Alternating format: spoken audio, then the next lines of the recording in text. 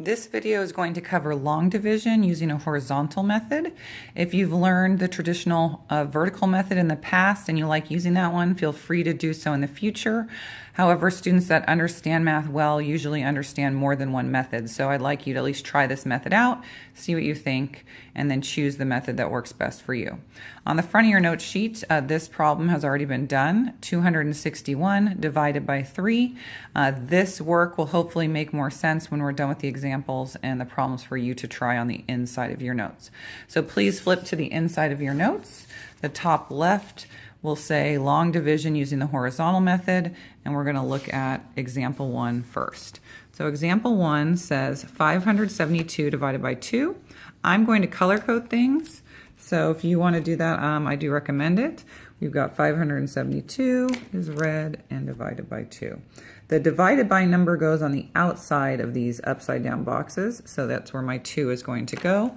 And then the number the larger number that's being divided by 2 in this case is 500. So 5 is going to go here, that's the hundreds place.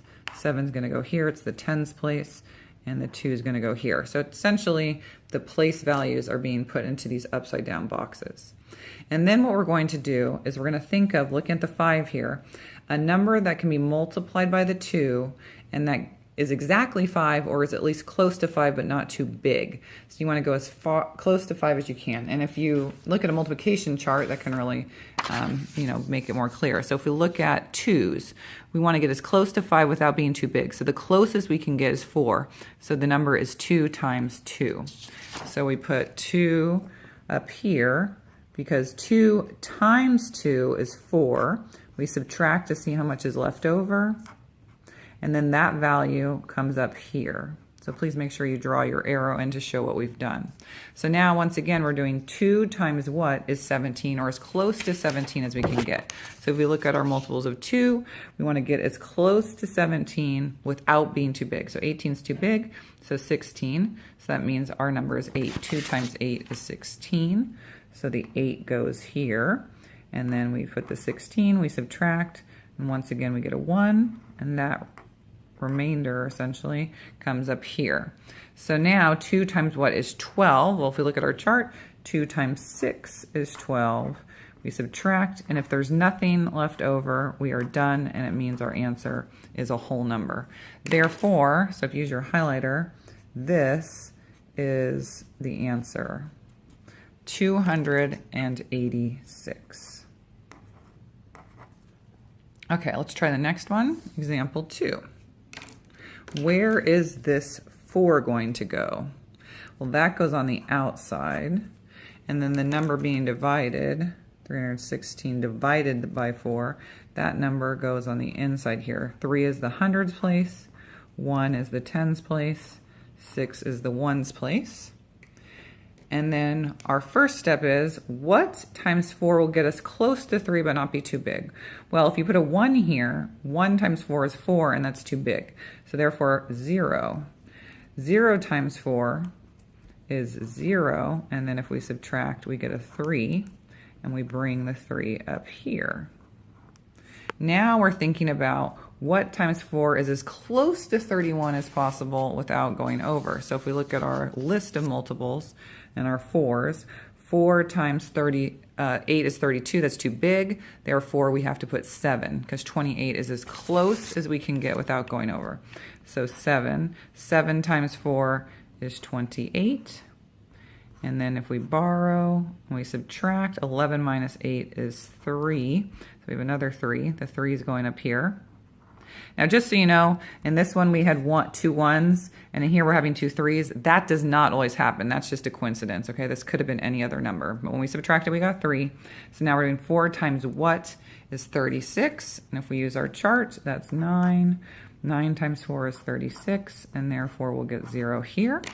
And our answer will be 79. Okay, on example 3, why are there 1, 2, 3, 4 of these upside down boxes instead of 3?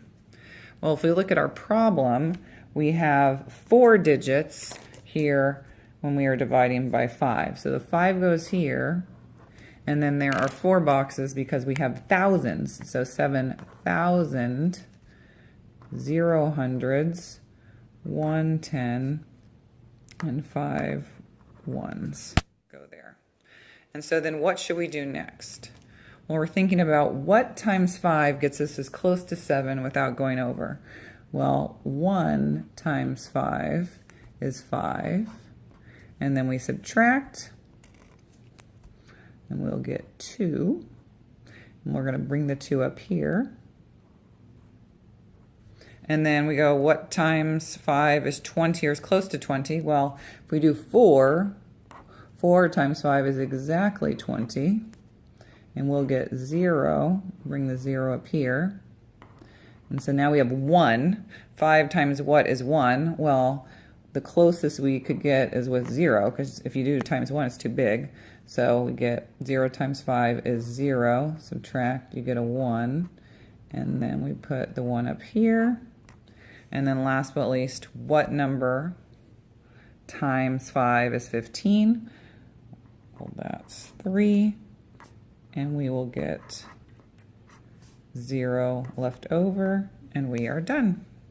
So therefore, here's our answer, 1,403. Okay, up here on the you tries number 1 for our practice, I would like you to set it up, please, and try the problem. So what was your first step? We're using this horizontal model with these upside down boxes, so we need 3 of these because we have 3 numbers for 718. So the 2 goes here, and the 7 goes here, and the 1 goes here, and the 8 goes here. What did you do next? Well, you should have figured out a number that multiplies by 2 that gets you close to 7. So 3 times 2 is 6. That's the closest you can get. You'll have 1 left over. And the 1 will come up here. So now 2 times what is 11? Well, the closest we can get is 5. 2 times 5 is 10, with 1 left over. And we bring this up. 2 times what is 18? It's 9. Subtract, and nothing left over. And so on this one, our answer is 359, because 359 times 2 is 718. Please try number 2. So once again, we're going to need 3 upside down boxes. The 6 goes on the outside. 300, whoops, trying to write sideways here. 24. And on this one, 6 can't go into 3, so we have to do times 0, and that'll be 0. Where does that 3 go? Well, the 3 gets brought up next to the 2, so it's a 32. 6 times what is 32, or close to 32? The closest you can get is 5, because 5 times 6 is 30. And then we subtract, you get the 2. Where does the 2 go? Up next to the 4. And then 6 times what is 24? Well, that is 4. And therefore, if we keep going, because if you don't keep going and it's not perfect, you will get a decimal answer, which is what we're going to need sometimes. All of the ones we're doing today are whole number answers, but we will need to know how to get decimal answers too later on. So the answer is 54. Okay, last one for you to try. Please do so.